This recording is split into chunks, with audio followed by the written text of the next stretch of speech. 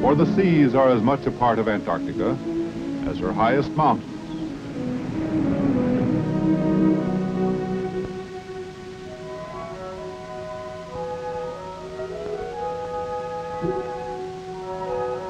The first obstacles to exploration are products of the sea. Surrounded by three mighty oceans, the continent's only approaches are over the sea. And finally, many of our greatest scientific rewards are coming from these seas.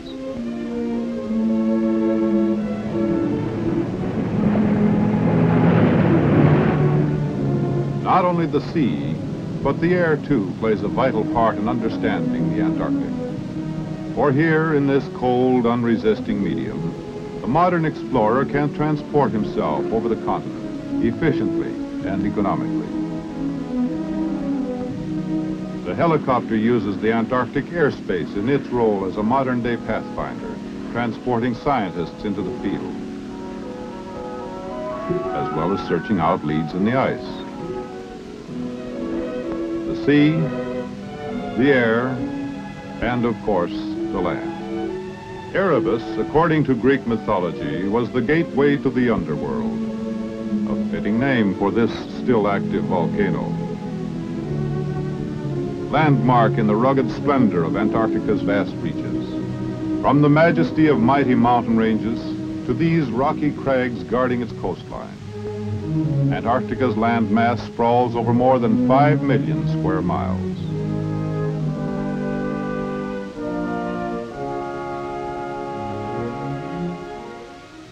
Beautiful, dangerous, hostile, yet the very elements that deny existence to man provide a comfortable background for a handful of the local gentry.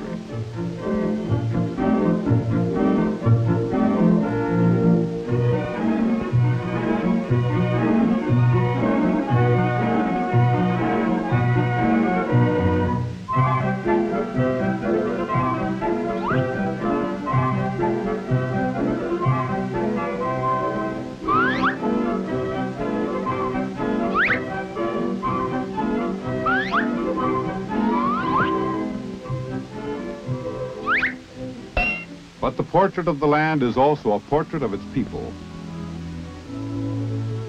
Who are the men of Antarctica? They are a composite of many races, many nations, from Admiral Byrd and other well-known faces from the past to the unfamiliar faces of the present.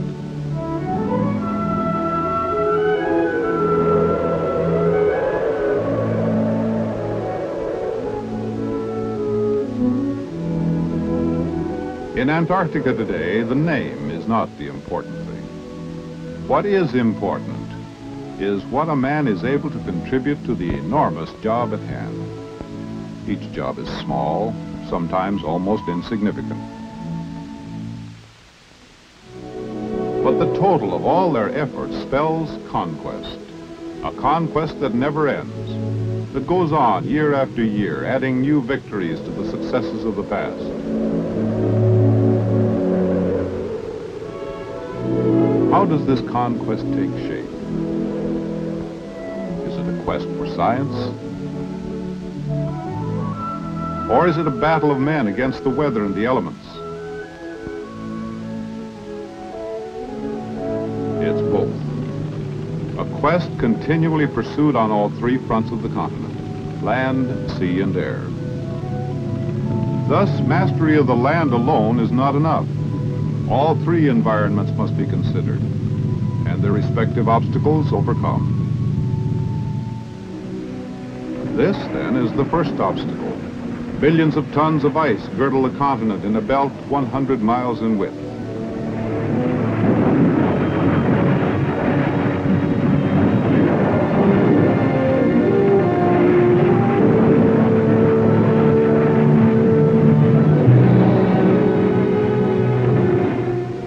Each year, this belt must be broken for the annual return of the scientific support ships.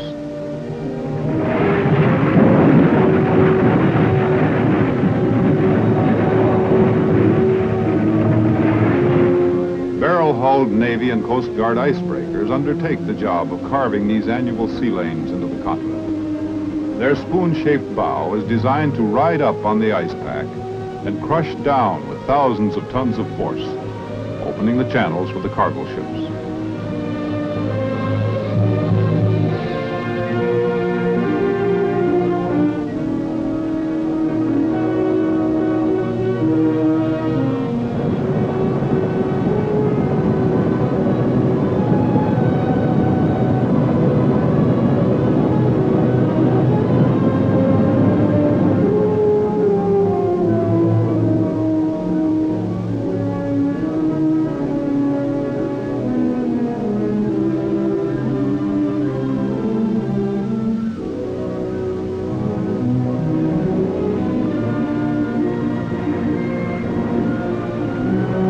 Following in the wake of the icebreakers, these thin-skinned cargo ships bring in the thousands of tons of supplies needed each year to support man's continuing conquest of Antarctica. This is the offloading pier, 8 feet of coastal ice at McMurdo Sound. From this thin strip of ice, the Seabees transfer the annual supply of groceries and diesel oil to an inland staging point.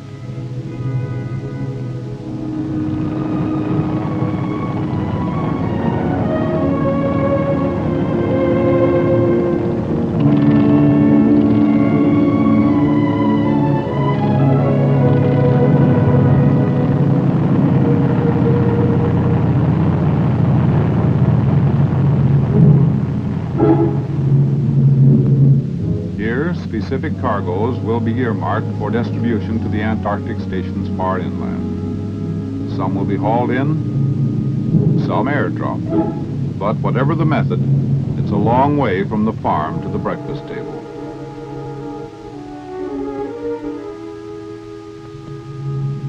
While this section of the coast has been charted and is a familiar landfall to the support ships, there are other coasts, other waters that remain unknown. And it is here that the icebreakers perform their second role, that of a gargantuan tool of exploration.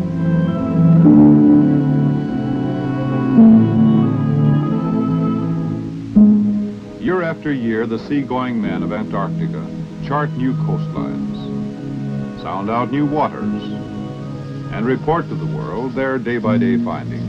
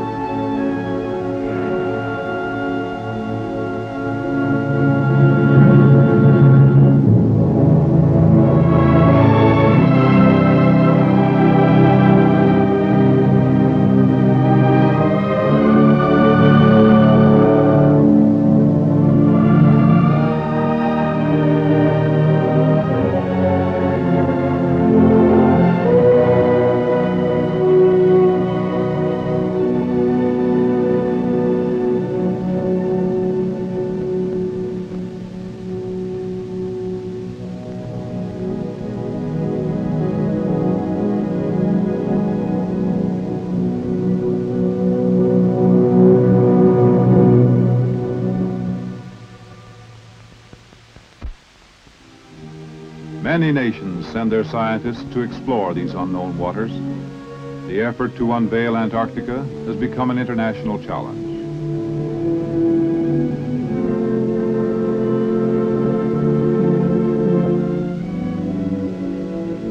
As these men gaze upon these virgin lands for the first time, another sound of conquest is being heard.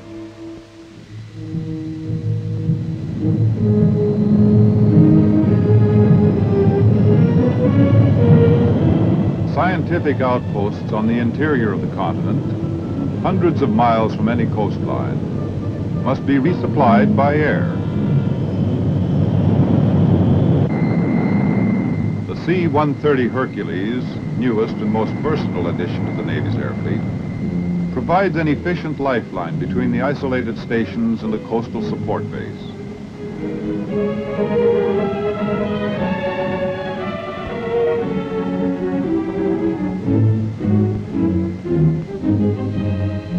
Her Her turboprop engines and especially configured ski landing gear permit for the first time giant loads of up to 10 tons to be ski landed on the natural snow surface of the polar plateau.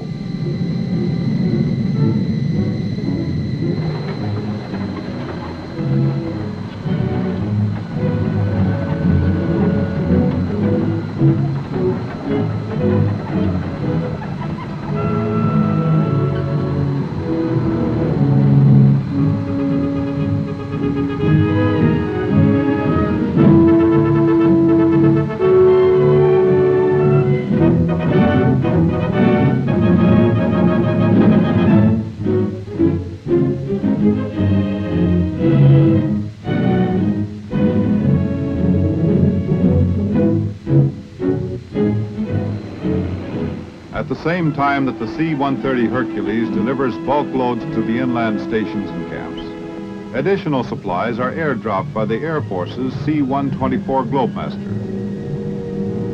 Before the advent of the Navy's Hercules, virtually all supply of inland stations was accomplished in this manner.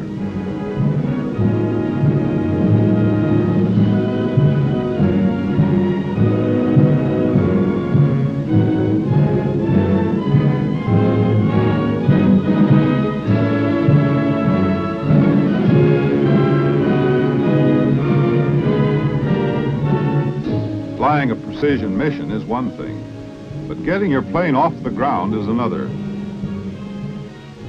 These are JATO bottles, often necessary as a shot in the arm during takeoffs from the snow surface. 4 of these, firing at once, equal an extra engine wide open.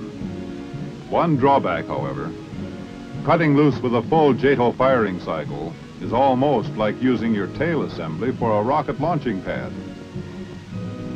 Taking off is the R-4D, one of the original Antarctic workhorses of the air.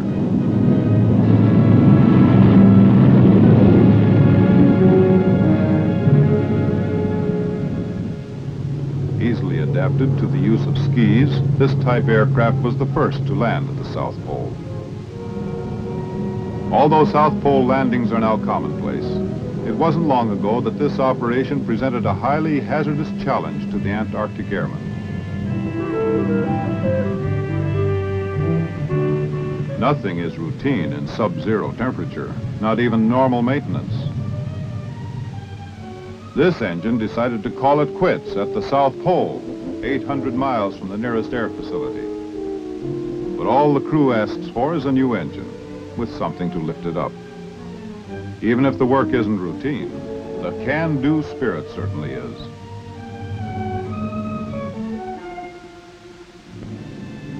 Tying in closely with the conquest of the air is the taming of the land itself. This is a section of the snow miller, a Swiss-built milling machine being flown into the construction site of the new bird station.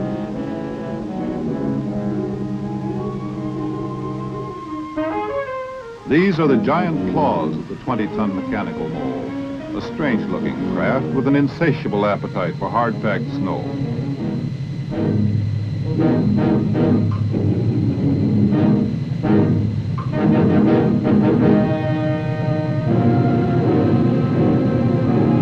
Spewing its dinner 2 stories high, the snow miller carves a 4 by 8 foot trench, paving the way for an entirely new type of Antarctic construction.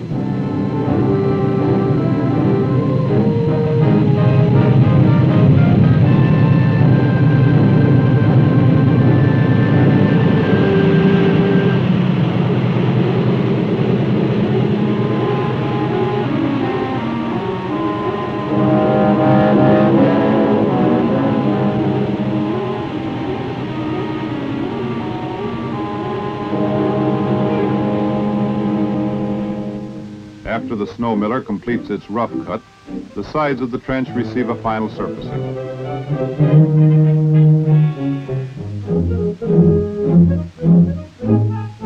The new bird station, typical of the trend toward permanency, sees its first prefabricated arch swung into place. As fast as the assemblies are installed, new material is flown in on a fast-paced schedule by the versatile C-130s.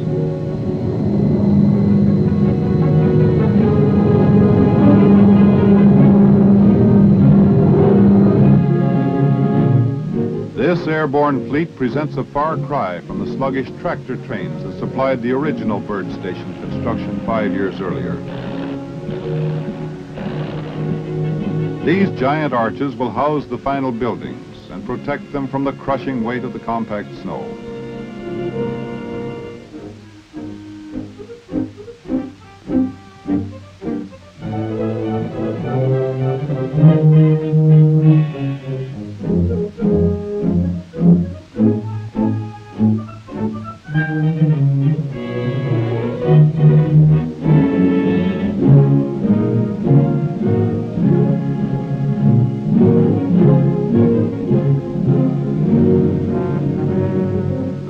Finished, construction of the buildings and storage areas is completed. New Bird, the undersnow station of the future, home of scientific effort in Marie Birdland, occupied today. And at the same time, Navy men burrow under the snow. Ground is broken at McMurdo Sound for the construction of Antarctica's first nuclear power station.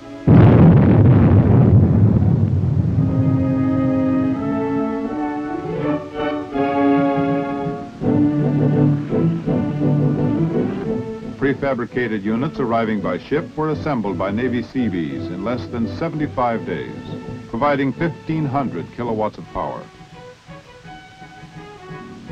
Permanency, too, in communications, as this 110-foot rhombic antenna joins the complex communication and weather network across the land. No longer dependent upon inadequate radio facilities, Antarctica's far-flung outposts are now tied together with the latest of today's electronic systems.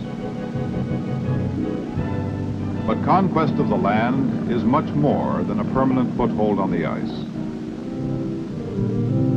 Its sound can be heard far inland as men of Antarctica take to their vehicles, such as this one equipped with an electronic crevasse detector. Always on the move, they search for the uncharted mountain or the safe trail through the crevasse fields. Navigating 1,000 miles of uncharted ice cap is no mean task, but such is the goal set for the 8 to 10-man parties of the scientific traverses. Such treks keep the men isolated in the loneliness of bleak, windswept hinterlands for 3 to 4 months.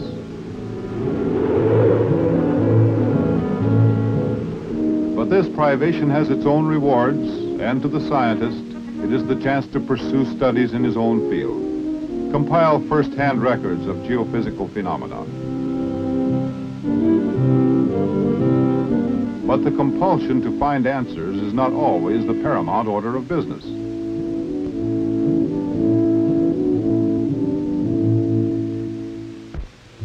Sometimes academic progress is overshadowed by the simple need for survival.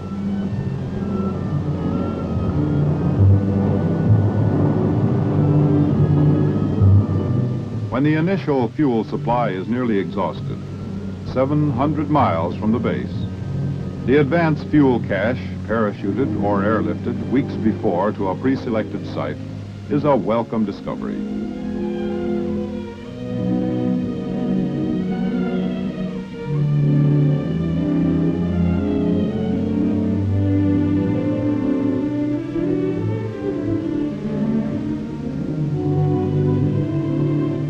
Less welcome is this food cache, Antarctica's version of a turnpike drive-in.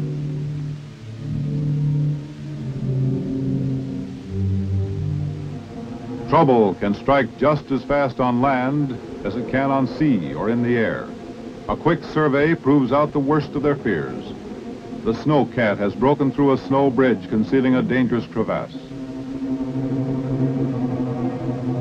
As far as the traverse party is concerned, this giant crack in the continent's ice cap might as well be bottomless.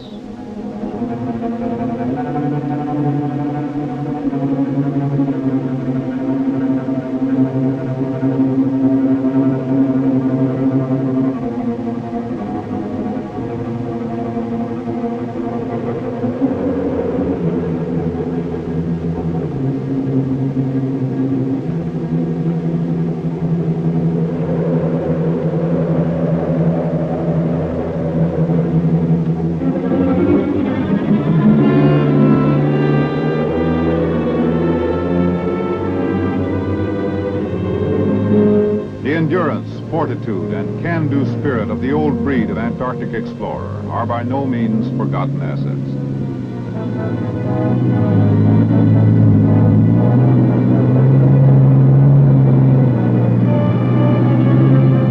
The modern polar scientist is just as capable of substituting steel cable for his slide rule when the situation demands.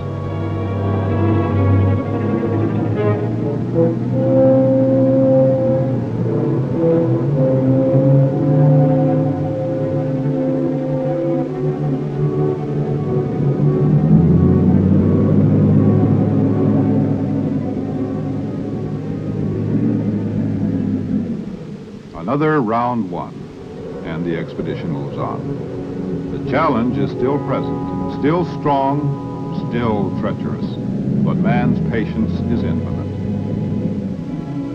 Not all the men of Antarctica conduct their search for science on the move. Some remain buried in the far-flung outposts throughout the long Antarctic winter, such as South Pole Station.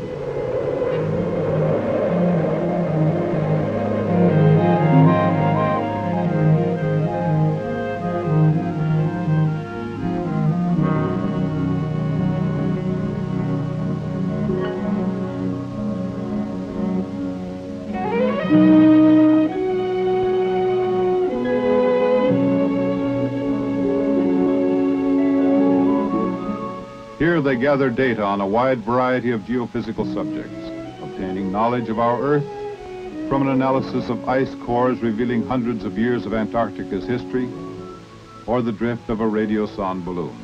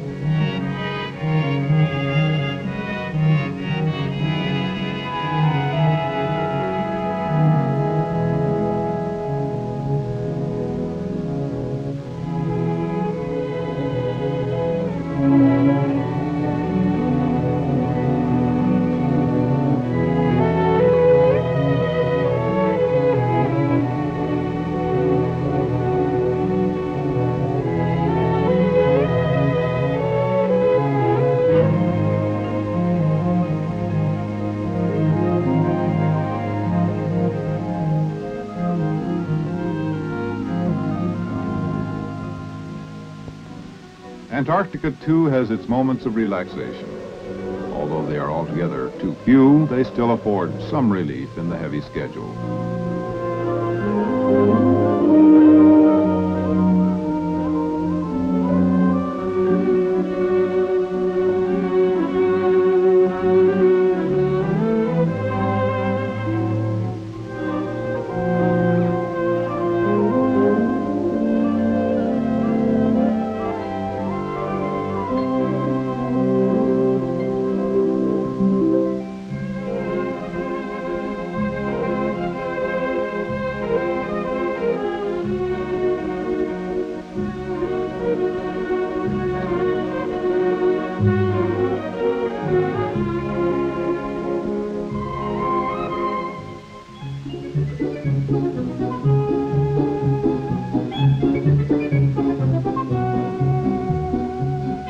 Through ham radio stations at each one of the outposts, Navy men and scientists are able to talk to their families at home throughout the lonely months of isolation.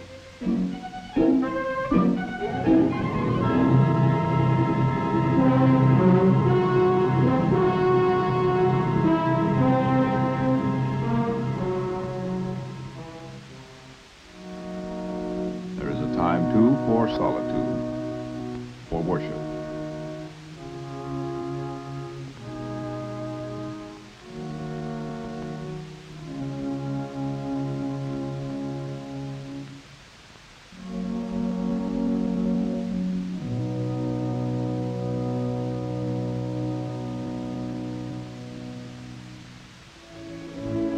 The sleeping continent is awakening, slowly at first, but with ever-gathering momentum.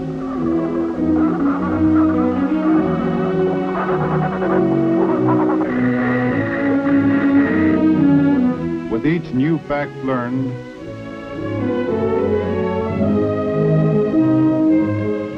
with each new mile of coastline charted, Antarctica comes more and more into focus. A continent of untapped scientific secrets, concealing a vast food supply in her waters, holding the key to the source of much of the world's weather.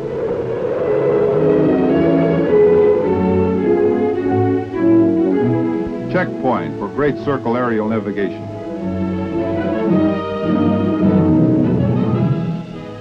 This is the portrait of Antarctica, the ever-changing portrait. And as she gives up the secrets held in her waters, in her skies, and in her landmass, man's stockpile of knowledge grows larger. For the sum of Antarctica's secrets is but one piece in the greater puzzle that challenges man on all corners of the universe.